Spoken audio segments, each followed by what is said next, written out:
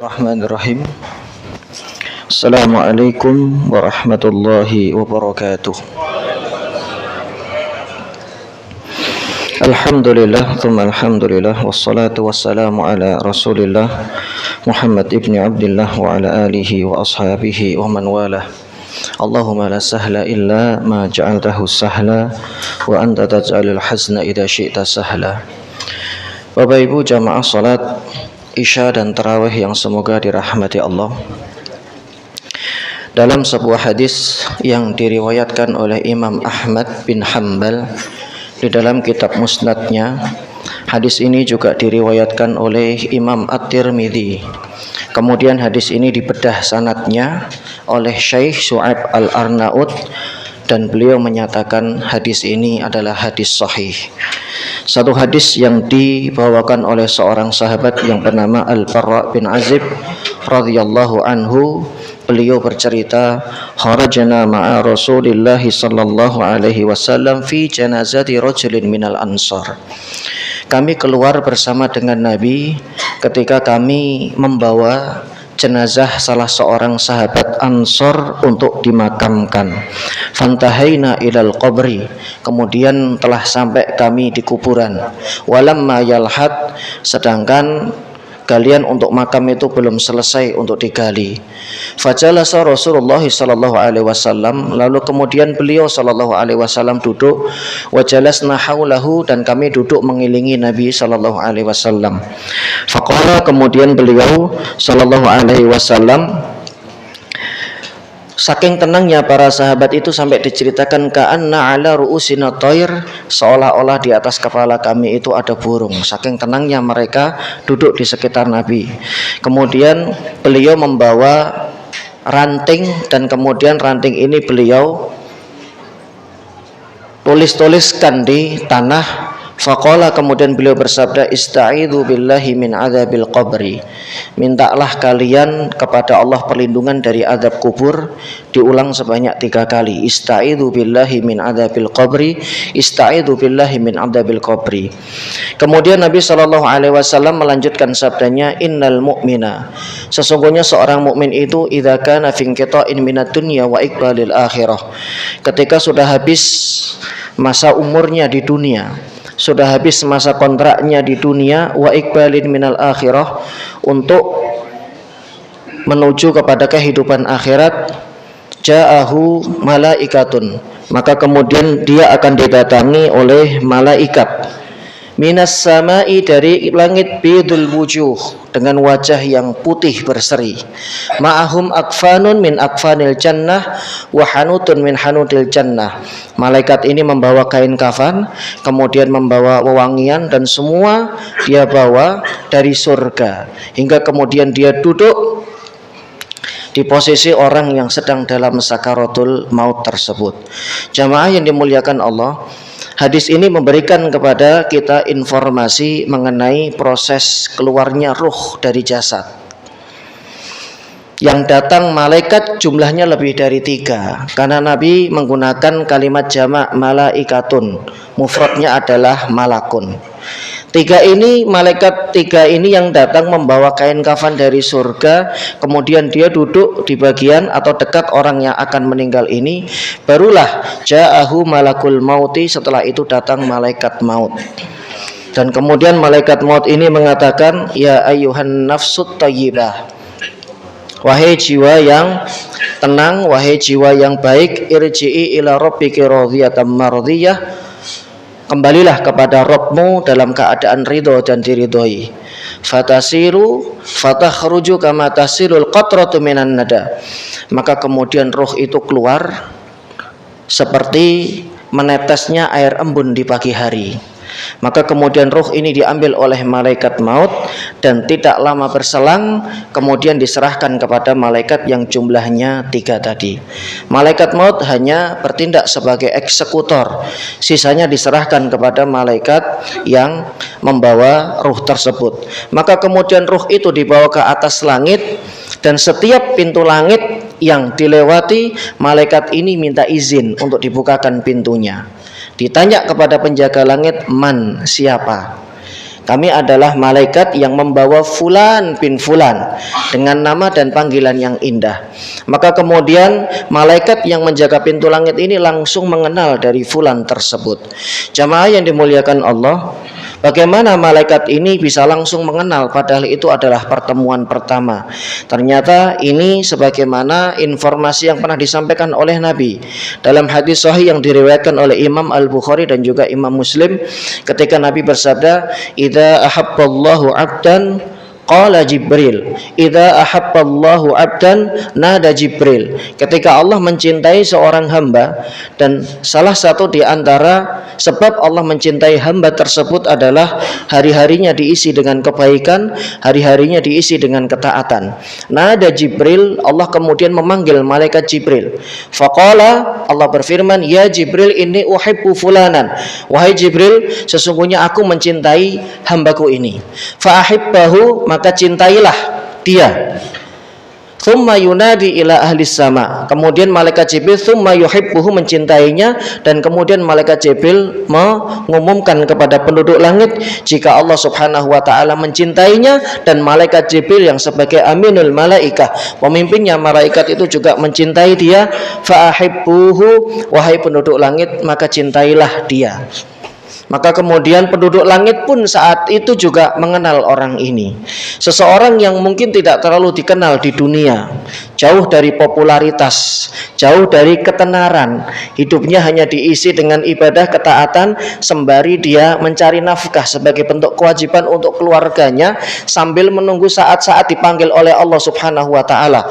Karena sesungguhnya saat ini kita sedang menunggu antrian. Boleh jadi jamaah yang lebih duluan, atau boleh jadi saya yang paling terakhir. Jamaah yang dimuliakan Allah, pada saat itulah kemudian penduduk langit itu dikenal. Penduduk langit itu kemudian mengenal orang ini sejak saat itu. Tsumma yudha'ul qabul fil ard, kemudian orang-orang yang berada di sekitarnya dibuat oleh Allah Subhanahu wa taala menerima ikhlas dengan kepergiannya. Bukan kepergian orang yang disumpahi, syukur kenapa enggak dari dulu ente mati. Bukan seperti itu.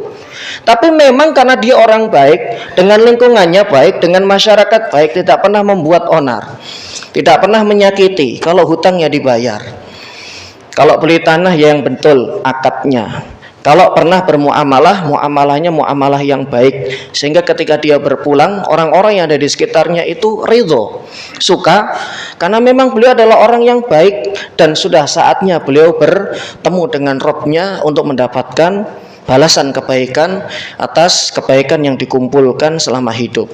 Bapak Ibu yang dimuliakan Allah, kemudian ruh ini dibawa dan diterima oleh penduduk langit sampai ruh itu di langit yang ketujuh.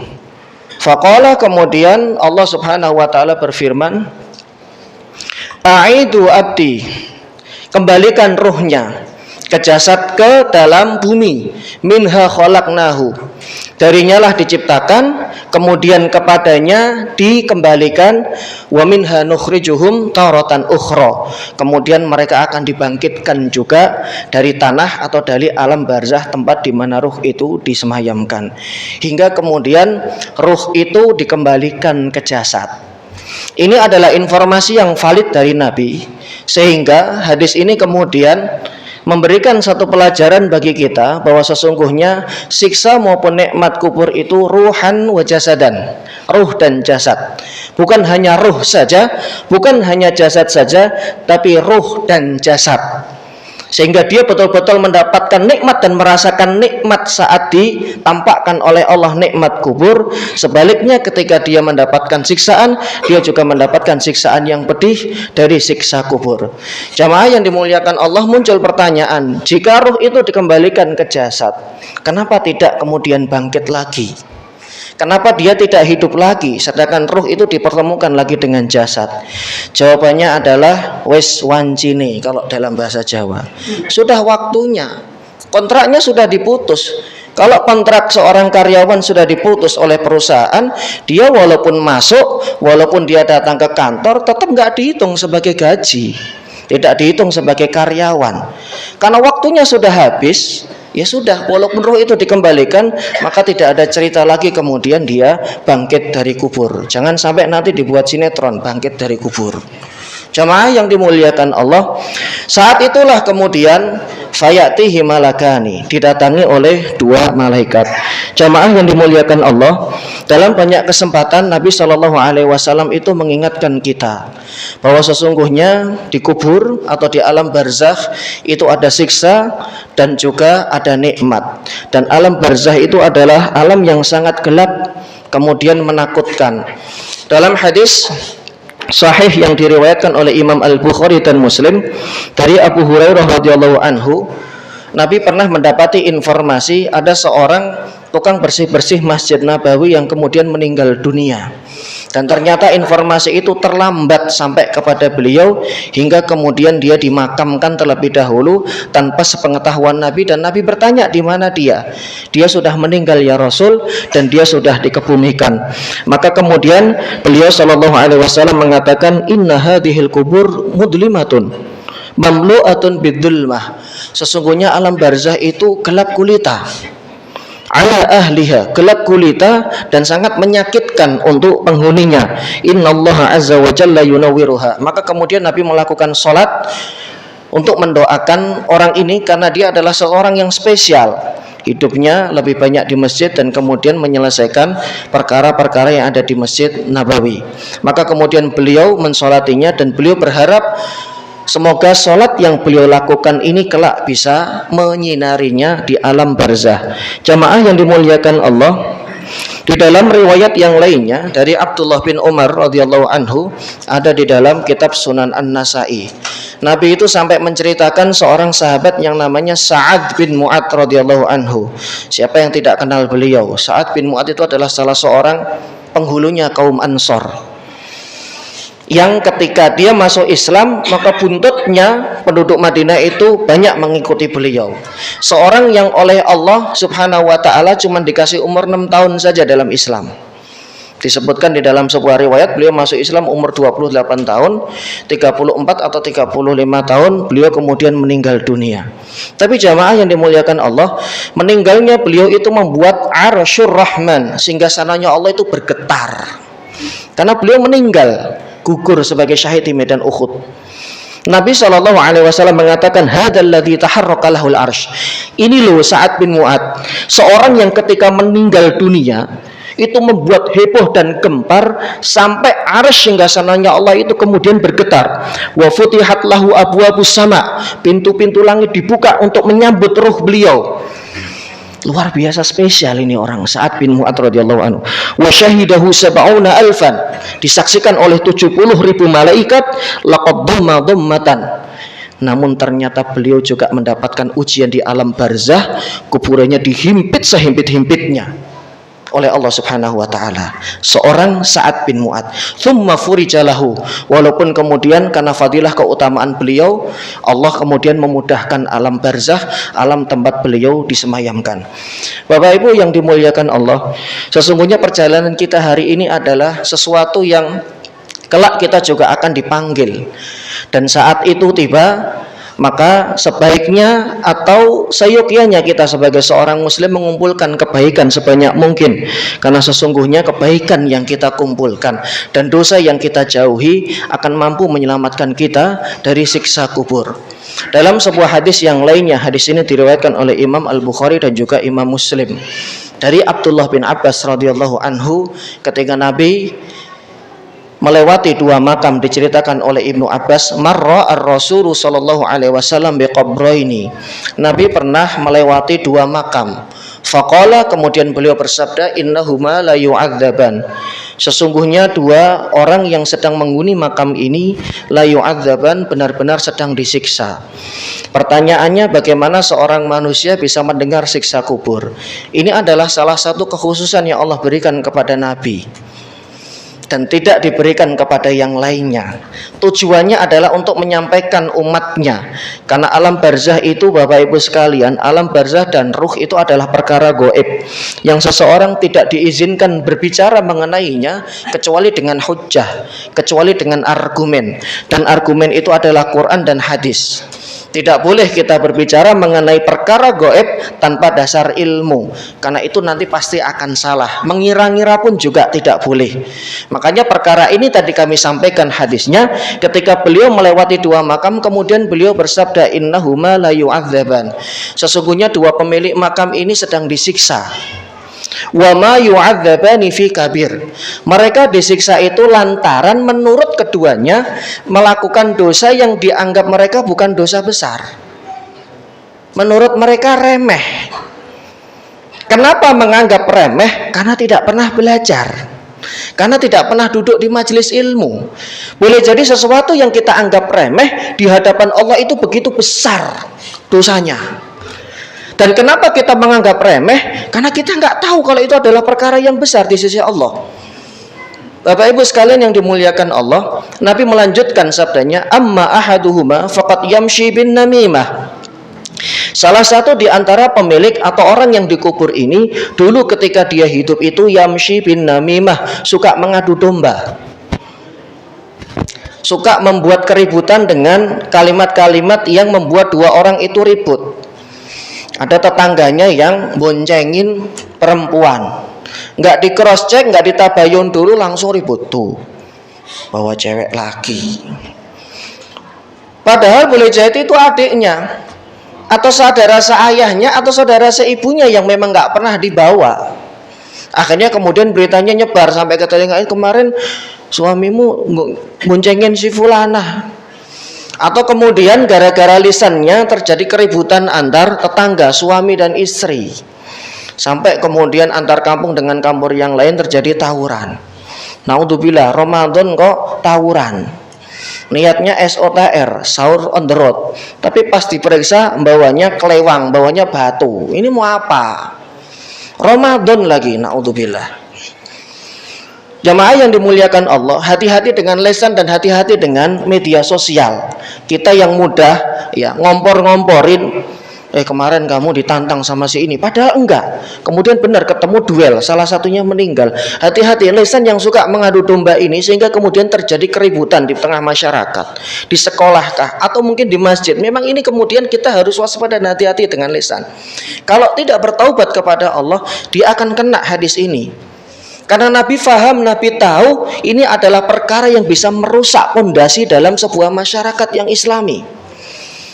Tidak lain adalah lisan yang diumbar, sehingga kemudian mudah mengadu dan kemudian mudah membuat keributan di tengah umat. Hati-hati, lebih baik diam. Fal yakul khairan aw liyasmut, dalam hadis riwayat Imam Bukhari, man kana yu'minu billah, siapapun yang beriman kepada Allah dan hari akhir, hendaklah dia berbicara yang baik. Kalau tidak bisa, tidaklah dia yang berbicara, hendaklah dia diam apabila dia tidak bisa berbicara yang baik. Yang kedua, ketika Nabi melewati makam yang satunya, kemudian beliau berkata, wa ammal akhar fala yastanji min baulihi, sedangkan makam yang satunya lagi, dia itu kalau buang air tidak cebok, buang air kecil maupun buang air besar. Di dalam riwayat yang lainnya, ini ada 3 riwayat, la yattaqi min baulihi, dia tidak menjaga diri dari cipratan air pipis. Tadi tidak cebok, istinja. Kemudian riwayat yang lain, la yattaqi, tidak menjaga diri dari cipratan. Riwayat yang ketiga, la yastatir, tidak menutup diri. Ini biasanya terjadi pada anak-anak sekolah, malah diaduin kalau pipis, ayo panjang-panjangan. Astaghfirullahaladzim. Atau pipis bareng di kamar mandi, main futsal, aduh pipis, langsung buka,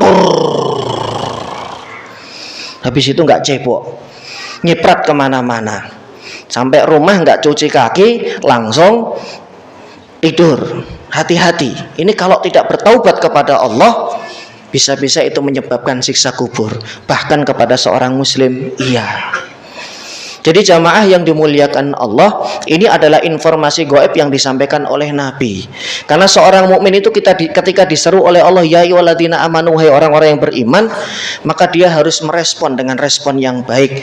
Dan hanya orang-orang beriman saja yang mau mendengar seruan Allah maupun seruan Nabi-Nya sallallahu alaihi wasallam. Kemudian hadis dari Al-Barra bin Azib radhiyallahu anhu tadi dilanjutkan, hingga kemudian ruh itu dikembalikan ke jasadnya, fayatihi malakani, kemudian didatangi oleh dua malaikat dan ditanya kepada orang ini, siapa Rabbmu, apa agamamu, siapa orang ini yang diutus kepadamu, dan apa kitab sucimu, dan dia bisa menjawabnya dengan baik. Jamaah yang dimuliakan Allah, ini bukan sesuatu yang bisa dihafal. Karena kalau kita dihafal, kita pakai contekan pun gak akan diterima oleh malaikat. Ini adalah sesuatu yang kita lakukan selama hidup, dan kemudian kita wafat dalam keadaan itu, Allah lah yang akan memudahkan lisan kita untuk menjawab. Dia Islam, tapi dia meninggalkan sholat, meninggalkan kewajiban. Belum tentu dia bisa menjawab pertanyaan ini, karena ini bukan sesuatu yang diingat. Tapi dimudahkan oleh Allah ketika rentetan kehidupannya itu betul-betul adalah kehidupan yang baik, adalah kehidupan yang benar-benar bertakwa. Karena tarikus sholat, orang yang meninggal sholat, itu dalam hadis panjang, ya, hadis yang diriwayatkan oleh sahabat Jundub bin Junadah radhiyallahu anhu, hadis Bukhari dan Muslim. Salah satu di antara sebab disiksanya kubur itu adalah tarikus sholat, orang yang meninggalkan sholat dengan sengaja. Hati-hati jamaah yang dimuliakan Allah, karena perkara ini bukan hanya nanti ketika hisab saja, tapi ketika muqaddimah itu ada, dan makam atau kuburan itu adalah terminal pertama pemberhentian seseorang. Sehingga ketika dia bisa menjawab, maka kemudian ada yang berseru dari langit, an sadaqa abdi, apa yang dia katakan itu adalah benar. Maka kemudian Allah menyeru, lapangkanlah kuburnya, tampakkanlah pemandangan kepadanya dari pemandangan surga, dan itu adalah calon tempat tinggal dia nanti kelak di akhirat. Dia akan Allah Subhanahu wa taala berikan keistimewaan bocoran berupa pemandangan dari surga yang ditampakkan setiap pagi dan setiap sore. Jamaah yang dimuliakan Allah, jika seseorang yang berada di dalam alam barzah itu kemudian ditampakkan di setiap pagi dan sore pemandangan surga, pertanyaannya, apakah mungkin ruh ini akan jalan-jalan keluyuran? Sehingga kemudian anggapan masyarakat kalau orang meninggal dunia itu sekian hari balik ke rumah, bikin kopi, bikin teh, yang repot bikin pecel, gentayangan lah, datang ke mimpi. Nah, sudah pasti anggapan ini tertolak dengan adanya hadis Al-Barra bin Azib yang diriwayatkan oleh Imam Ahmad dan Imam At-Tirmidzi, yang disahihkan oleh Syekh Su'aib Al-Arnaud. Karena ruh itu tidak bisa keluyuran. Catat baik-baik, ruh tidak bisa keluyuran, nggak bisa pelesiran kemana-mana datang ke keluarganya. Kalaupun memang terjadi, itu bukan kerjaan ruh, tapi itu kerjaan jin tomang. Pokoknya jin lah. Itulah yang kemudian terkadang masuk ke mimpi, dan kemudian dia katakan ini dan ini, bapakmu berwasiat, sudah nggak usah dibagi warisannya sesuai dengan hukum waris, bagi aja sama rata. Saya kemarin mimpi Ustadz seperti itu. Bagaimana? Itu langsung batal demi gugur, karena mimpi itu bukan wahyu, kecuali mimpinya para nabi. Dan wasiat seperti ini batal demi hukum. Ya, terkadang kemudian dia datang untuk mengacaukan. Dan ketahuilah itu bukan orang tua kita yang sudah wafat. Karena beliau jika seorang yang baik, seorang yang beriman, beliau sedang menikmati masa-masa untuk menunggu hari berbangkit di alam barzah dengan pemandangan setiap pagi dan sore dari pemandangan surga. Bapak Ibu yang dimuliakan Allah, hari ini adalah bulan Ramadan. Apa yang kita lakukan dan kita kumpulkan kebaikan pada hari ini sejatinya adalah bekal untuk kelak ketika kita berada di alam barzah. Tidak ada yang menemani, tidak ada istri yang setiap hari menyiapkan perbekalan kita, tidak ada suami yang menyayang kita, anak dan semua famili kerabat meninggalkan kita setelah ruh atau setelah jasad itu dikebumikan di alam barzah, kemudian ditinggal, dan yang menemani kita hanyalah kebaikan, yang menemani kita adalah amal soleh. Hindari segala macam dosa, yang dosa ini menyebabkan siksa kubur. Salah satu dosa yang disebutkan oleh Nabi SAW adalah innal mayyita la yu'adzabu bi bukai ahlihi, sedih. Sesungguhnya mayit itu akan disiksa Allah dikarenakan tangisan dari keluarganya. Ini hadisnya sahih. Nah, hadis ini kemudian dijelaskan oleh para ulama, yang dimaksud dengan hadis ini adalah seseorang yang berwasiat sebelum meninggal, nak, nanti kalau bapak, kalau mbah meninggal nggak ada, tolong kamu kumpulkan orang-orang untuk nangis bareng. Atau kemudian untuk mengenang sampai lebih dari 3 hari, sampai seminggu, bahkan sampai sebulan. Wasiat seperti ini Bapak Ibu yang dimuliakan Allah otomatis batal demi hukum, karena wasiat ini menyelisihi aturan dari Nabi Shallallahu Alaihi Wasallam. Justru ketika diwasiatkan untuk ditangisi dan disedihi sampai berhari-hari, inilah yang menyebabkan ahlul kubur, orang yang tadi berwasiat itu justru mendapatkan hukuman dari Allah Subhanahu Wa Taala.